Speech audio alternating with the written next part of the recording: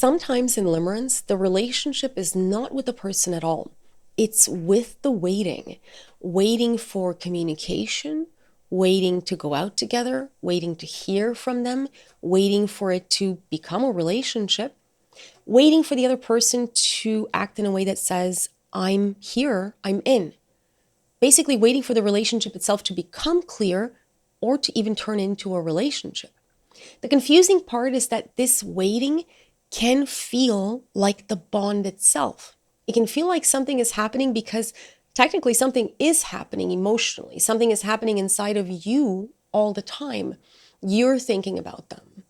You're playing conversations in your mind. You're looking for signs of their feelings, of their interest, of their intent towards you. So you are building a whole relationship in your mind around what could take place, around what could happen at some point in the future. While in real life, there may not be enough relationship there at all to actually hold all of that emotion that you are putting towards it.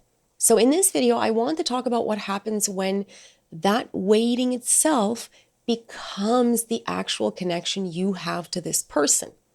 When your own hopes and wishes replace any amount of intimacy and connection altogether.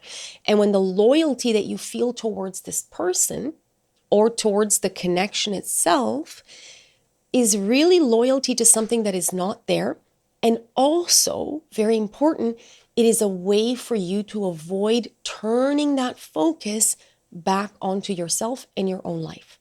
Hi, my name is Madalena. Welcome to You Reclaimed, where we talk about limerence, attachment, emotional unavailability, and the kinds of relationship patterns that can make love feel really confusing or addictive or really hard to let go of.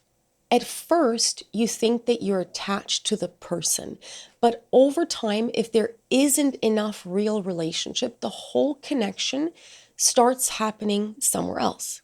And where is that somewhere else? It's not in your shared time spent together.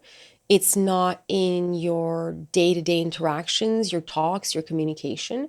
It's not in the emotional intimacy that you're building together, getting closer to each other. Instead, the connection starts veering sideways and happening in your own head. And all of your time and your focus is on imaginary conversations that you're having in your own mind, on imagined assumptions you're making about what they mean when they interact with you, what might be underneath their words, their intentions. You spend your time thinking about what kind of future you could have together, wondering if they spend their time thinking about the same things. Probably not.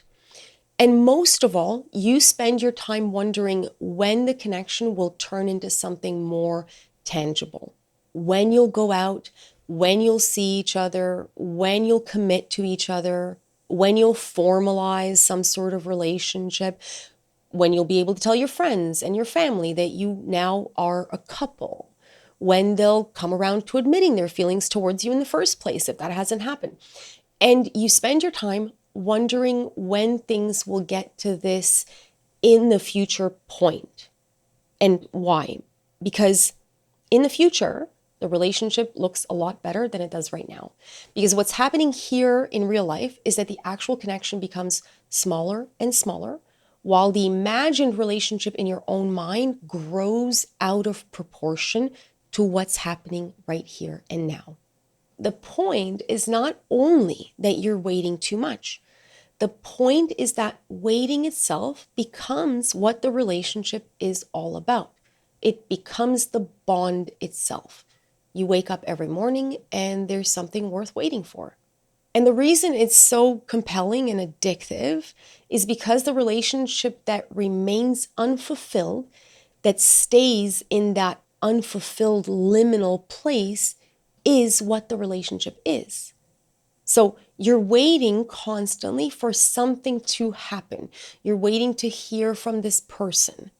You're waiting for them to give you something that is proof that they're thinking about you, that they feel the same way about you. You're waiting for them to watch your story, or like something you posted, or give you a sign that they think about you as much as you think about them. You're waiting for them to ask to see you or to explain why they're more distant and disinterested than you'd like them to be. You're waiting for the conversation to become more personal or for them to show real interest in who you are as a person and in the things that you care about. You might be waiting for them to say something that sounds a little bit like jealousy so that you'll have proof that they do care about you. You might be waiting for them to bring up the future, to make plans with you that will prove that you are moving towards something solid together. You might be waiting for them to give you little signs that tell you, okay, this is happening. I'm not just imagining it myself. And because there are these small moments of relief here and there, your mind takes those moments and treats this state of waiting like it has more meaning than it actually does. Because what it really means is that there's not much there. But the waiting itself is what feels meaningful. The delay to get to something real starts to feel like it might be part of the getting to a relationship, and not being sure of what you are to them. Well, it feels like it's part of the romance, right? The mystery of it all. The not knowing you're trapped in becomes what makes it deep in your eyes. And you start to believe that this is just the part that you have to wait out before it really takes off as a proper love story. In a real relationship, your bond to another person grows, gets stronger through things like consistently spending time together, being honest with each other, getting through some difficult conversations that serve to bond you together, right? That connect you more. Connection grows through feeling emotionally safe with the other person when you're actually in contact with them. In limerence, hope does the job that intimacy is supposed to do, that getting closer is supposed to do. Hope does the job that getting to spend time with another person is supposed to do. So you don't have a lot of clarity, but what you do have is a lot of hope. And in a strange way, that's actually better for the limerence, because clarity dispels the mystery of limerence. Clarity lets you see through anything confusing of what do we actually have here between us. And then limerence can cool off. So, for example, if you see that there's nothing there, or if both people are on the same page, the limerence cools down and disappears. But hope itself, without resolution, without fulfillment in real life, it just makes the fire of your own imagination burn hotter and out of control. And the funny thing about limerence is that in this one-sided fantasy of what could be, we become very loyal. And we think that we're loyal to a relationship or to a connection or to this person. But what we're actually loyal to is that imagined construct that we've made in our own minds about what this connection could be. And the thing about that loyalty is that it can become a form of avoidance. And it very often does exactly that. Because in one-sided limerence, a lot of the time we know that something is off. We can feel that the connection is not quite right. Maybe that knowing is not fully conscious. Maybe not in a way that we're ready to admit out loud. But somewhere inside, we know. And staying loyal to the fantasy stops us from being able to be loyal to ourselves.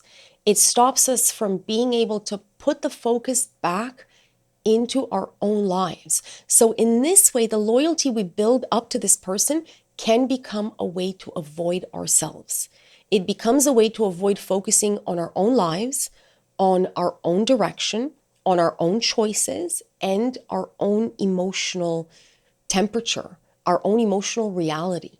That's important because one of the things that actually helps us get out of limerence is bringing the focus back onto ourselves, not obsessively trying to understand them, to understand this person, not endlessly trying to decode and resolve what the connection itself means, what it amounts to, but making our own life worth paying attention to again.